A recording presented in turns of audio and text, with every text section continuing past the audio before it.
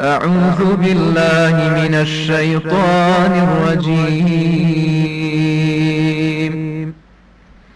وإذا مس الناس ضر دعوا ربهم منيبين إليه ثم إذا أذاقهم منه رحمة إذا فريق منهم بربهم يشركون ليكفروا بما آتيناهم فتمتعوا فسوف تعلمون.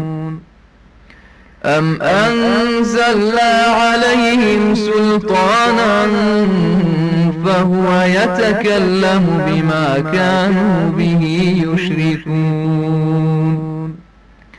وإذا أذقنا الناس رحمة فرحوا بها وإن تصبهم سيئة بما قدمت أيديهم إذا هم يقنطون.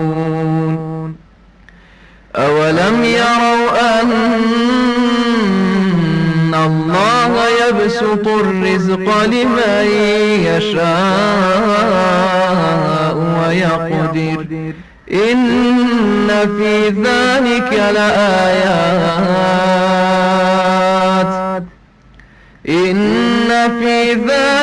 لآيات لقوم يؤمنون.